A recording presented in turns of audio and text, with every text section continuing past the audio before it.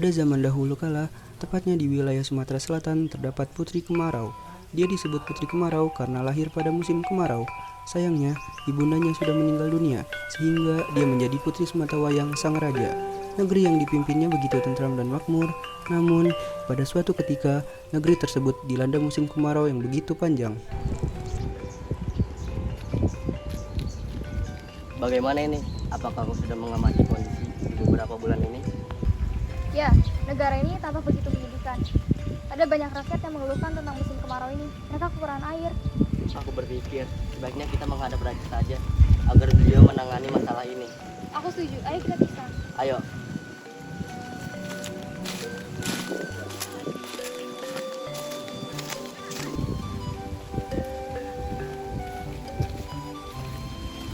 Kalian hendak kemana?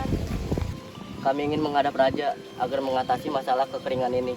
Apakah kamu ingin ikut? Ya, aku juga ikut. Soalnya aku kering juga karena akibat musim kemarau ini. Ya, aku akan ikut. Ayo kita menghadap raja sekarang. Ayo. Dalam perjalanan, mereka bertemu dengan rakyat yang lainnya. Rakyat yang tersebut ikut bergabung menuju istana untuk bertemu dengan raja. Mereka berjalan ke istana. Setibanya di istana, mereka bertemu dengan pengawal, dan pengawal tersebut mengantar mereka ke hadapan sang raja.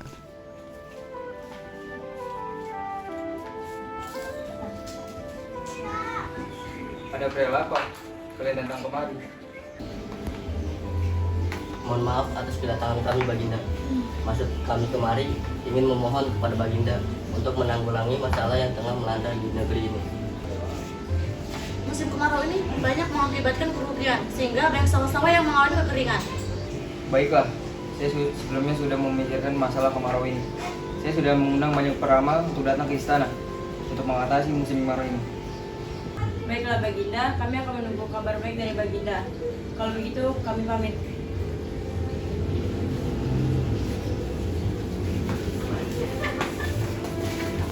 Pada siang harinya, para peramal yang telah diundang oleh raja datang ke istana. Siapa kalian? Ada perlu apa kalian datang sini? Cukup. Hanya mengundang mereka datang kemari. Baik, Baginda. Mohon maaf Baginda, ada gerangan apa Paduka memanggil kami kemari? Saya mengundang kalian ke sini karena ingin mengatasi masalah kemarau ini. Beribu maaf Baginda, kami tidak bisa menemukan solusi atas masalah ini. Lalu, siapakah yang bisa mengatasi masalah ini? Sungguh kasihan ya rakyatku. Mereka sungguh menderita. Maaf atas keterbatasan pengetahuan kami Baginda. Baiklah, kalian boleh pergi. Kalau begitu, kami izin pamit. Para peramal meninggalkan kerajaan. Sementara itu, raja dan para pengawal berkumpul di ruang pertemuan. Aku sangat merasa bersalah dengan rakyatku karena tidak bisa mengatasi penderitaan mereka. Mohon maaf, Baginda. Ahmad telah menemukan peramal sakti, tetapi peramal itu sangat jauh dari kerajaan. Benarkah? Kantor aku ke sana. Siapa yang kereta sekarang? Baik Baginda. Raja segera bersiap-siap untuk menemui peramal yang dimaksud. Lalu raja pun menemui putrinya. Wahai anakku, ayah akan pergi menemui seorang peramal yang berada jauh dari istana. Selama kepergian ayah percayakan istana ini kepadamu. Baiklah ayah, aku akan mematuhi perintah ayah. Raja segera berangkat dan meninggalkan kerajaan. Setelah beberapa lama, raja pun tiba di kediaman peramal yang dituju.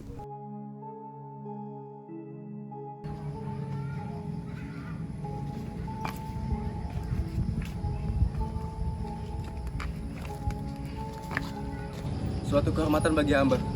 Baginda sudah jauh-jauh datang ke sini. Silakan masuk. Maaf, hanya tempat yang sederhana. Baiklah, maaf sudah mengganggu waktumu.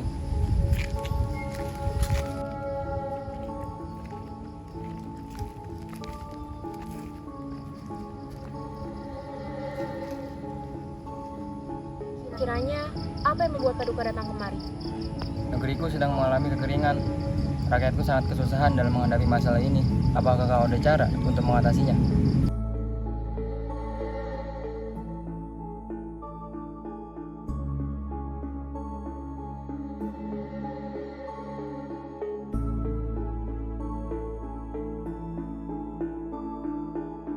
Baginda Baginda, ada petunjuk yang membawa masalah tersebut keluar dari negeri Paduka. Petunjuk tersebut akan muncul melalui mimpi sang putri. Baiklah peramal, aku akan menanyakan kepada putriku. Terima kasih telah membantuku.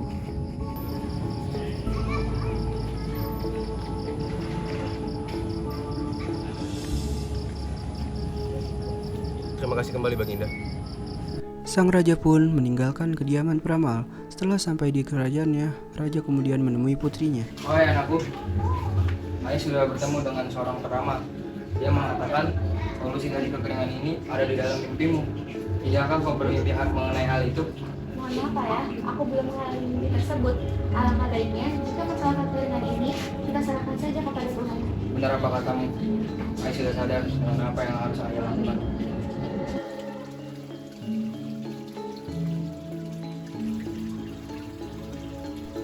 Malam pun tiba, sang putri tertidur. Saat tidurnya itu, putri bermimpi bertemu dengan ibundanya. Wahai putriku, apa yang tengah dialami oleh negeri ini akan segera berakhir apabila ada seorang gadis yang dalam berkorban dan rela menceburkan dirinya ke dalam laut. Putri segera terbangun dari tidurnya. Raja pun menghampiri sang putri. Ada apakah wahai putriku? Ayah, aku mendapatkan mimpi. Dalam mimpi tersebut, aku bertemu dengan ibunda.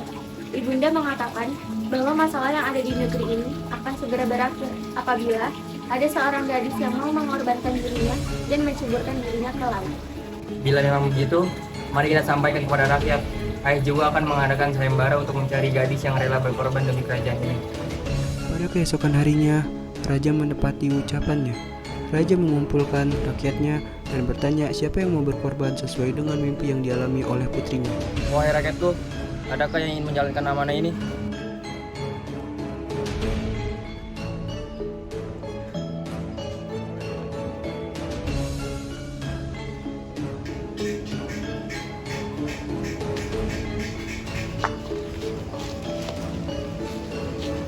Mohon maaf Ayah, sebaiknya saya yang mengorbankan diri demi kemakmuran rakyat yang ada di negeri ini. Jangan anakku, engkau adalah satu-satunya keluarga yang aku miliki, dan kau pula yang akan meneruskan ke kerajaan ini. Tidak Ayah, sebaiknya saya yang menjadi korban demi rakyat. Mungkin saja ini adalah takdir saya. Baiklah anakku, jika begitu tekadmu, nanti malam kita akan pergi ke tepi laut. Malam pun datang. Raja dan putrinya pun sudah berada di tepi laut yang curam.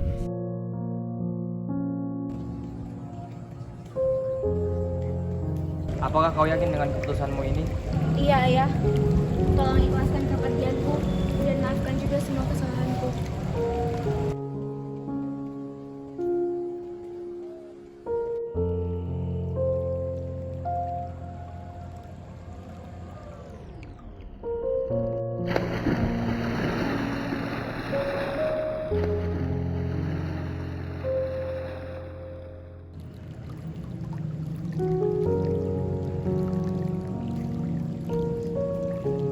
Saat dalam perjalanannya kembali menuju istana, raja mendengar suara bisikan goib.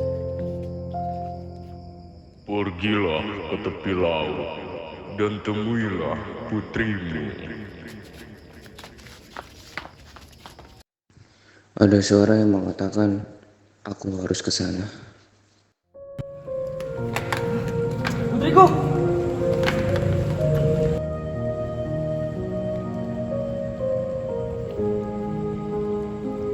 Terima kasih Tuhan, Engkau telah menyelamatkan putriku. Wow, tolong bawa putriku ke istana. Baik, Baginda.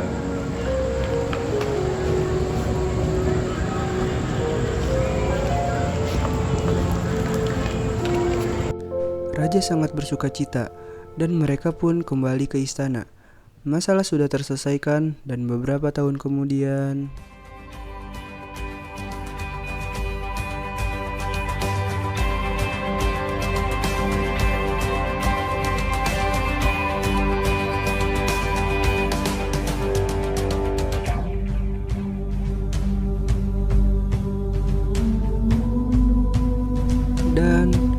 beberapa tahun kemudian, Putri Kemarau pun menjadi ratu menggantikan sang ayahnya.